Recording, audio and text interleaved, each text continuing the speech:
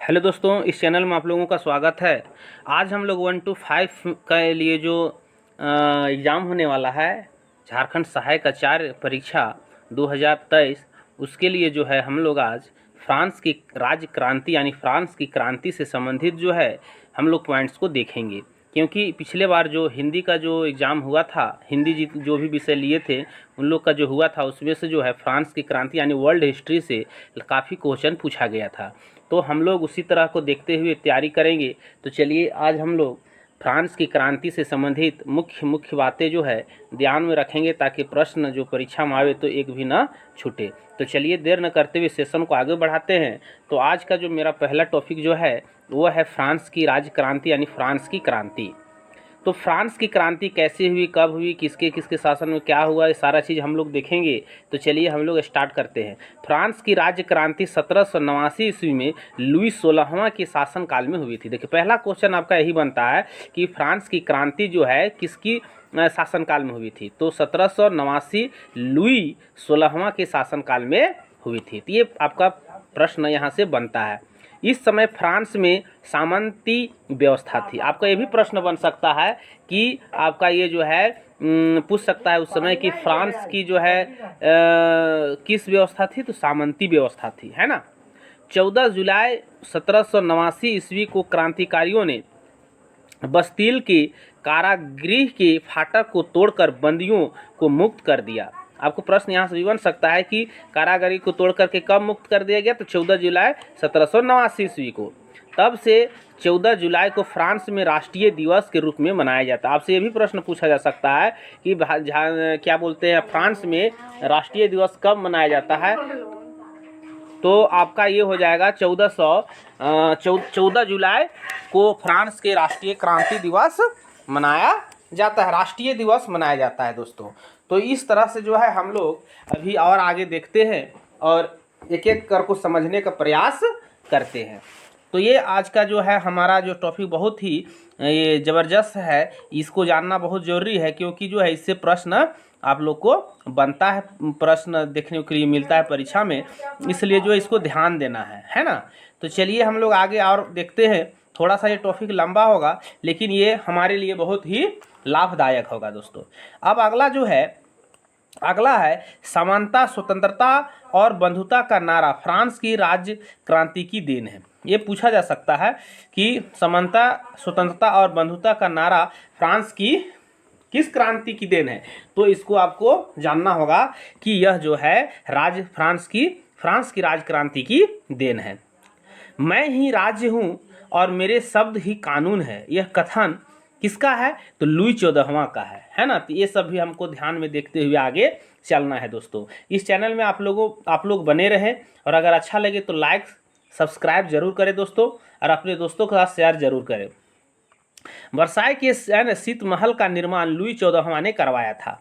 ये क्वेश्चन आने की संभावना है ना। वर्साई को फ्रांस की राजधानी लुई 14वां ने बनवाया था। लुई 14वां 1774 ईस्वी में फ्रांस की गद्दी पर बैठा था। कब बैठा था दोस्तों? 1774 ईस्वी में लुई 14वां जो है फ्रांस की गद्दी पर बैठा था। लुई 16वां की पत्नी मेरी एतकोनेंत एंड ऑस्ट्रिया की राजकुमारी थी। कहाँ के थी? ये थी आपका ऑस्ट्रिया के राजकुमारी थी। राष्ट्र की समाधि है ना वसीय की भड़कीला राज दरबार था। उसके बाद है लुई 16वां को देशद्रोह के अपराध में फांसी दी गई। देखिए ये बहुत इंपॉर्टेंट है दोस्तों, कि अगर आपसे पूछ दिया जाएगा कि फ्रांस की क्रांति में जो हुई थी उसमें लुई 16वां को जो है किस कारण से जो है उसको फांसी दे दी गई थी, तो राज ने देशद्रोह के नाम से जो है उसको अपराध लगा दिया गया और उसको फांसी दे दिया गया।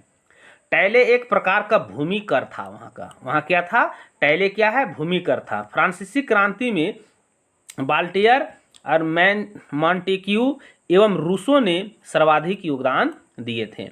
वोल्टेयर चर्च का विरोध किया था। किसको किया था? चर्च का विरोध, वो था विरोधी था। रूसो फ्रांस में प्रजातंत्रात्मक शासन पद्धति का समर्थक था। रूसो जो थे वो फ्रांस में प्रजातंत्रात्मक शासन पद्धति का समर्थन था दोस्तों। तो ये सब जो है ध्यान में हमको आगे रखते हुए आगे चलना है, ताकि किसी तरह का जो है प्रश्न जो है हम लोगों से छूटे ना। फिर आगे यहाँ पर है 100 चूहों की अपेक्षा एक सिंह का शासन उत्तम है, यह उक्ति वॉल्टेयर का है। ये तो बहुत ही इंपॉर्टेंट क्वेश्चन है, इसको जान लेना। 100 चूहों की अपेक्षा एक शेर का शासन उत्तम है, यह युक्ति किसका है? वॉल्टेयर का है ना। तो ये हमको जान लेना जरूरी है। सोशल कॉन्ट्रैक्ट रूसो की एवं लेटर्स ऑन इंग्लिश वॉल्टेयर की रचना है। उसके बाद है कानून की आत्मा। कानून की आत्मा की रचना मॉन्टेग्यू ने की थी। कानून की रचना स्टेटस जनरल के अधिवेशन की शुरुआत 5 मई 1789 ईस्वी में हुई थी। कब हुई थी? 1789 ईस्वी में हुई थी दोस्तों। फिर आगे है माप तौल की दशमलव प्रणाली फ्रांस की देन है। माप तौल जो हम लोग करते हैं वो सब यहाँ की देन है, ये फ्रांस की ही देन है। सांस्कृतिक राष्ट्रीयता का जनक हार्डर को कहा जाता है। किसको कहा जाता है दोस्तों? हार्डर को कहा जाता है। नेपोलियन का जन्म, अब देखिए यहाँ से क्वेश्चन बहुत इंपॉर्टेंट हो जाता है। नेपोलियन का जन्म 15 अगस्त 1769 ईस्वी को कोर्सिका द्वीप की राजधानी अजासियो में हुआ था। कब हुआ था?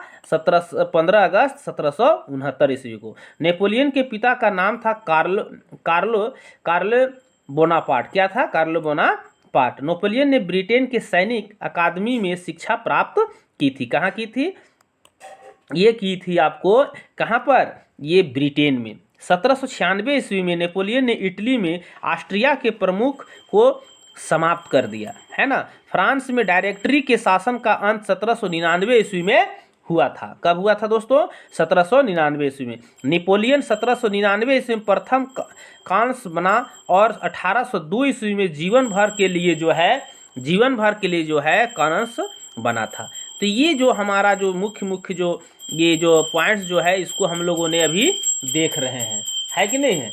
तो ये सब हम लोग को ध्यान देने की आवश्यकता है। जरा सा हम लोग इसको देखते चलेंगे तो आसानी से ये हमारा प्रश्न यहाँ से बन जाएगा। फिर आगे यहाँ पर कह रहा है दोस्तों कि 1804 ईस्वी में नेपोलियन फ्रांस का सम्राट बना। ये प्रश्न आप लोगों से पूछा जा सकता है दोस्तों कि 1804 ईस्वी में नेपोलियन जो है फ्रांस का सम्राट बना था। तो कब बना था? तो यहाँ से प्रश्न क्या होता है, ये आने की संभावना यहाँ पर हो जाता है दोस्तों। इसलिए जो है हमको जो भी यहाँ जो पॉइंट देखने को मिल रहा है उसको हमें ध्यान से देखना है ताकि हमें प्रश्न परीक्षा में एक भी नहीं छूटना चाहिए। आधुनिक फ्रांस का निर्माता किसको कहा जाता है दोस्तों? नेपोलियन को माना जाता है। किसको माना जाता है? नेपोलियन को माना जाता है। नेपोलियन ने ही सर्वप्रथम इंग्लैंड को बनियों का देश कहा था। देखिए कितना इंपॉर्टेंट है। बनियों का देश किसने कहा था? नेपोलियन ने कहा था सर्वप्रथम। नेपोलियन ने पत्नी जोजेफाइन को तलाक देकर ऑस्ट्रिया की राजकुमारी मोरियन लुइसा की साथ शादी किया था, है ना। उसको तलाक दे दिया और फिर उसके साथ क्या किया? वो शादी कर लिया। उसके बाद में है ट्रांसफागर का युद्ध। देखिए ये इंपॉर्टेंट है। ट्रांसफागर का युद्ध जो हुआ था दोस्तों 21 अक्टूबर 1805 ईस्वी में इंग्लैंड एवं नेपोलियन के बीच में हुआ था। ये इंपॉर्टेंट क्वेश्चन हो जाता है, पूछ देगा कि 1805 ईस्वी में जो है किसके किसके बीच में जो है फ्रांस की क्रांति में जो आता है इससे संबंधित है, वो जो किसके बीच में हुआ था। तो हमें याद रखना होगा ट्रांसफागर के बीच और किसके बीच हुआ था? नेपोलियन के बीच हुआ था। नेपोलियन ने बैंक ऑफ फ्रांस की स्थापना 1800 ईस्वी में किए थे। बैंक ऑफ फ्रांस की स्थापना कब किए थे? 1800 ईस्वी में किए थे दोस्तों। फिर आगे है नेपोलियन ने कानूनों का संग्रह तैयार करवाया जिसे नेपोलियन का कोड कहा जाता है। क्या कहा जाता है दोस्तों? नेपोलियन का कोड कहा जाता है।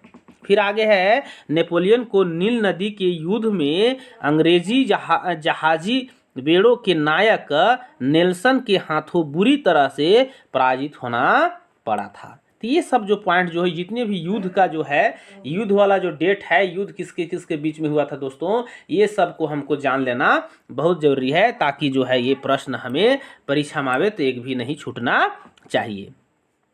यूरोप के राष्ट्रों में मिलकर 1813 ईस्वी में नेपोलियन को लिपजिंग नामक स्थान पर हरा दिया और उसे बंदी बनाकर एल्वा के टापू पर भेज दिया गया, परंतु वह एल्वा से भाग निकला और पुनः फ्रांस का सम्राट बन गया। देखिए कैसे कैसे इसके साथ घटना हुआ और वह पुनः फिर फ्रांस के क्या बन गया? ये फ्रांस का सम्राट बन गया।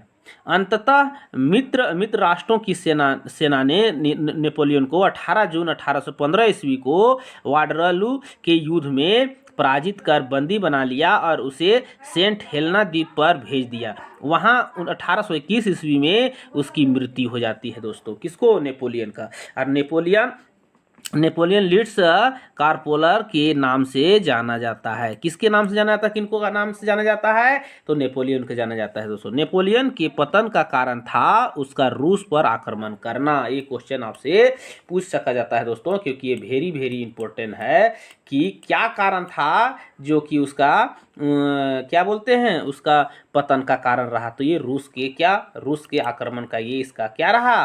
कारण रहा है दोस्तों। अब अगला है दोस्तों कि यहाँ पर कह रहा है इंग्लैंड के वाणिज्य एवं व्यापार का बहिष्कार करने के लिए नेपोलियन ने महाद्वीपीय व्यवस्था का सूत्रपात किया था, है ना। अब यहाँ से प्रश्न कैसे बन सकता है दोस्तों? वाणिज्य एवं व्यापार का बहिष्कार करने के लिए कौन किए थे भाई? तो नेपोलियन ने किए थे। तो ये आपको जान लेना जरूरी है। कहाँ हुआ था ये? तो इंग्लैंड में हुआ था। तो इस तरह का प्रश्न जो है ये परीक्षा में बनता है दोस्तों। इसलिए हमें रूस की क्रांति जो है जितना भी तरह का जो इसमें बनता है वो हमको सारा चीज़ हमको क्या कर लेना होगा? याद कर लेना होगा दोस्तों। बहुत कम समय में हम लोगों ने मुख्य बातें को हम लोगों ने समझ लिया और इससे प्रश्न आने की संभावना है, जिससे कि हमें प्रश्न नहीं छूटेगा। और आगे है वियना कांग्रेस समझौता के तहत यूरोप के राष्ट्रों ने 1815 ईस्वी में फ्रांस के प्रभुत्व को समाप्त कर दिया। ये क्वेश्चन बहुत ही इंपॉर्टेंट है कि प्रभुत्व को समाप्त कब कर दिया गया? तो 1815 ईस्वी में। कहाँ काथी किया गया था? वियना कांग्रेस समझौता के तहत। किसके तहत? वियना कांग्रेस समझौता के तहत जो है यूरोप में, कहाँ पर? यूरोप के राष्ट्रों ने 1815 ईस्वी में फ्रांस के प्रभुत्व को क्या कर दिया गया? समाप्त कर दिया गया दोस्तों। तो इस तरह का जो हमारे पास जो आज का जो टॉपिक रहा दोस्तों ये बहुत ही इम्पोर्टेंट रहा। इसको 1-2 बार देखिएगा तो बहुत ही अच्छी तरह से समझ में आ जाएगा और यहाँ से प्रश्न एक भी नहीं छूटेगा दोस्तों। इसलिए जो है इसको 1-2 बार देख लीजिए और आप लोगों को अगर अच्छा लग रहा हो तो लाइक ज़रूर कीजिए दोस्तों, क्योंकि लाइक आप लोग करते हैं तो इससे हमें मोटिवेशन मिलता है और हमें तरह तरह की वीडियो बनाने के लिए प्रेरित होते हैं दोस्तों। इसलिए आप लोग लाइक ज़रूर करें और अपने दोस्तों के साथ शेयर करें दोस्तों। चलिए तब तक के लिए मैं आप लोगों से विदा लेता हूँ। धन्यवाद।